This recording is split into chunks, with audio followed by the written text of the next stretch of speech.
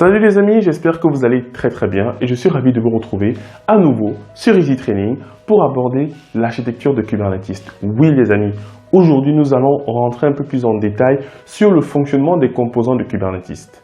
Vous êtes nombreux à m'avoir écrit pour me poser la question, mais Diran, si j'arrive en mission et qu'il y a un problème sur le cluster Kubernetes, comment est-ce que je fais pour débugger? Parce que je ne sais pas comment est-ce que les composants échangent entre eux. C'est pour ça que j'ai décidé donc de vous faire une vidéo aujourd'hui pour parler un peu plus en détail du fonctionnement même de Kubernetes. Mais avant, si c'est la première fois que tu regardes une de nos vidéos, je suis Diran Tafel, formateur passionné et pédagogue dans le domaine du cloud, du DevOps et également en business pour aider les salariés à avoir des activités complémentaires pour pouvoir valoriser leurs compétences et gagner un peu plus de sous.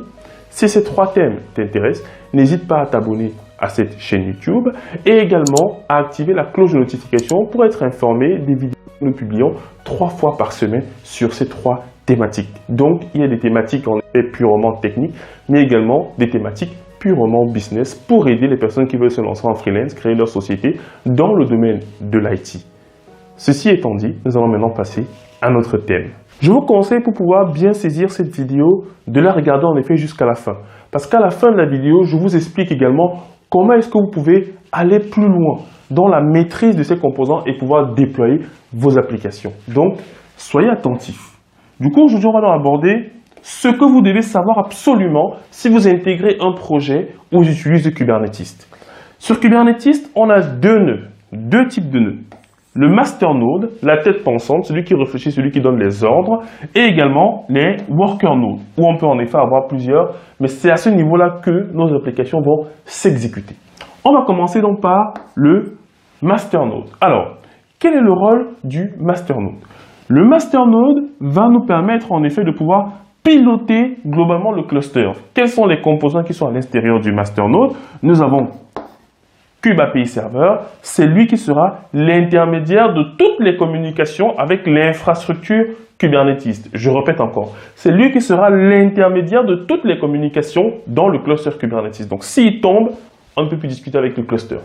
Ensuite, vous avez la base de données qui va stocker les informations liées au fonctionnement du cluster Kubernetes. Et il fonctionne sous le mode de clé-valeur. Clé-valeur. Si vous n'avez pas de base sur les bases de données type clé-valeur, tapez rapidement sur Internet, etcd ou alors base de données type clé-valeur. Vous allez voir à peu près le fonctionnement. Mais là, c'est le stockage des informations, je précise bien, fonctionnelles. Par exemple, si je crée le déploiement d'une application, du coup, à l'intérieur, il va noter par exemple qu'il a demandé image égale à Nginx.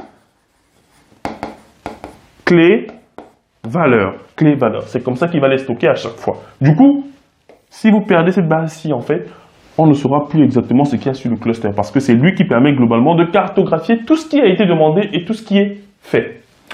Ensuite, vous avez les différents contrôleurs. Les contrôleurs sont là pour assurer que ce qui a été demandé est bien mis en place. Imaginons que vous avez une application qui est déployée en plusieurs réplicas. Si vous perdez un, il faudrait bien qu'en effet, le contrôleur se rende compte qu'on n'a plus 2 réplicas de l'application, mais seulement un seul, et demande la création d'un nouveau pour le remplacer. Donc les contrôleurs seront comme des surveillants qui vont en effet permettre de vérifier que ce qui a été demandé est bien ce qui est en place. Et du coup, vous avez également le Kube Scheduler, c'est lui qui est chargé de faire la planification. Choisir, toi, tu vas aller être déployé ici, à partir de critères qui soit sont déterminés par le scheduler en lui-même, par son algorithme, ou alors influencés par nous, grâce notamment aux notions d'affinité et de teinture que l'on peut faire, en disant « Je veux absolument que mon application soit déployée sur un nœud qui possède tel type d'OS, tel type de RAM, CPU, ou alors même une carte graphique NVIDIA Tegra KX. » Donc, pour ceux en effet qui sont fans de jeux vidéo comme moi. Donc, globalement, voilà le rôle du master. Maintenant, le master peut être mis en haute disponibilité. C'est en effet intéressant. Et dans la partie haute disponibilité, il faut distinguer les composants qui fonctionnent en mode stateful et les composants qui fonctionnent en mode stateless. Ça va permettre ainsi de pouvoir mettre par exemple du actif-actif ou du actif-passif. Mais je ne rentre pas en détail sur la partie purement, on va dire quoi, sur la partie haute disponibilité. Donc, là, vous voyez que toutes les communications globalement arrivent sur l'API serveur. Lorsque le développeur souhaite déployer son application, lorsque l'administrateur souhaite donner des instructions, il va passer par l'API serveur qui se trouve en effet sur le master. Ensuite, nous allons passer au worker node. Alors, le worker node, quel est son objectif? Son objectif, c'est tout simplement d'exécuter les workloads qui sont envoyés depuis le master. Et du coup, quels sont les composants qu'on a dessus? On a le kubelet. Le kubelet est considéré comme étant l'agent Kubernetes installé sur les nœuds. Ça veut dire que c'est lui qui, à chaque fois, va venir demander « Est-ce que vous avez quelque chose pour moi? Si oui, donnez-moi le travail, je vais le réaliser. » Mais attention, les communications à l'intérieur d'un cluster Kubernetes sont chiffrées via la notion de certificat. Et si vous souhaitez aller beaucoup plus loin, on a une formation sur la CKS où on parle en effet de la notion de certificat sur Kubernetes. Mais toutes les communications sont chiffrées. Et du coup, le kubelet va donc être le garant des demandes qui sont formulées par l'utilisateur au cluster et ensuite du manager vers le worker. Et lorsque c'est fait, lorsque le kubelet a reçu l'information, il va ensuite piloter le container runtime, c'est-à-dire l'outil qui va exécuter les conteneurs parce que Kubernetes dit qu'il n'exécute rien. Lui, il va juste piloter des outils, que ce soit pour le réseau, que ce soit pour l'exécution de conteneurs. Et en l'occurrence, ici, on a mis en parenthèse Docker, mais ça peut être Containerd, ça peut être Podman, ça peut être Cryo, ça peut être ce que vous voulez. Donc, lorsque le conteneur est créé, il faudra forcément le mettre dans un réseau. Et dans ce cas-là, on va donc utiliser la notion de kubeproxy qui va donc nous permettre de créer cette couche d'abstraction réseau, permettant ainsi aux utilisateurs de pouvoir consommer leur application. Mais l'application est donc sous forme de quoi? L'application est sous forme de pod. Voici les différentes applications qui ont été déployées. Du coup, quand l'utilisateur va vouloir se connecter à son application, il sera redirigé vers l'un des nœuds et passer par le kubeproxy pour atteindre son application. Et ce sera plus ou moins transparent pour lui. Et bien évidemment, on peut avoir des add-ons que l'on peut rajouter pour le monitoring, pour l'administration et tout ce que vous voulez. Donc, voilà un peu, de façon très basique, l'architecture de Kubernetes et comment les composants échangent entre eux, sachant qu'il y a des composants qui peuvent être déployés directement via des conteneurs Docker ou alors des composants qui sont installés à la mano, genre avec du apt, get install, etc., etc. Et du coup, les éléments où vous devez faire extrêmement attention, c'est quelle est la taille de votre cluster, donc en fonction du besoin. Est-ce qu'il me faut faire du multi-master? Au niveau des workers, quels sont les types de workers que je peux avoir? Je peux avoir des workers Windows pour exécuter des pods de type Windows, donc des images de type Windows, des conteneurs de type Windows, et des workers Linux pour exécuter les workloads Linux.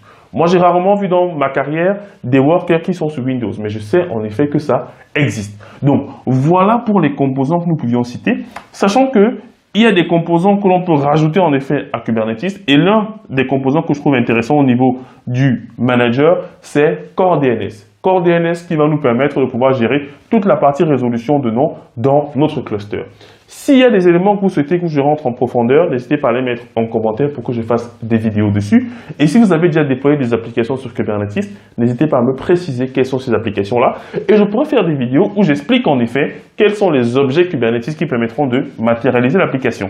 Mais là, nous sommes au niveau de l'architecture interne de Kubernetes et la communication. Et du coup, lorsque les composants, même sur le master, vont vouloir discuter, ils n'échangent jamais en direct. Vous savez, il n'y a pas de flèche comme ça. Non.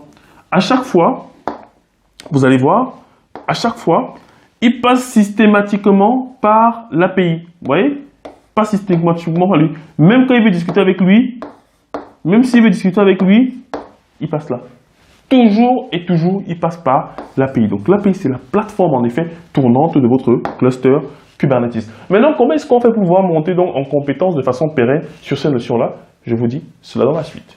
Afin de monter en compétence sur ces technos-là, nous avons mis en place un bootcamp DevOps qui a pour objectif de prendre des personnes qui viennent soit du domaine du dev, soit du domaine du système ou du réseau, et de les amener dans une formation de 3 mois pour monter en compétence sur le DevOps et devenir en effet des DevOps. La prochaine promotion, c'est en mars 2022, où nous allons prendre une nouvelle promotion. Ce sera la 6e promo.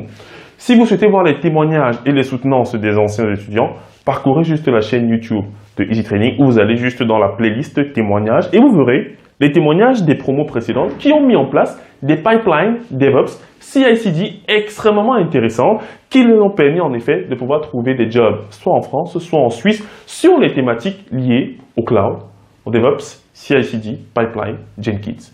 Si vous avez apprécié cette vidéo, les amis, n'hésitez pas à nous laisser un pouce et également à partager à votre communauté, à partager à vos proches, à partager à vos collègues si vous avez trouvé que ces informations sont utiles.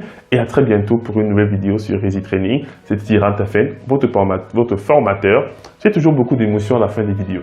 Votre formateur passionné. Allez, ciao, ciao.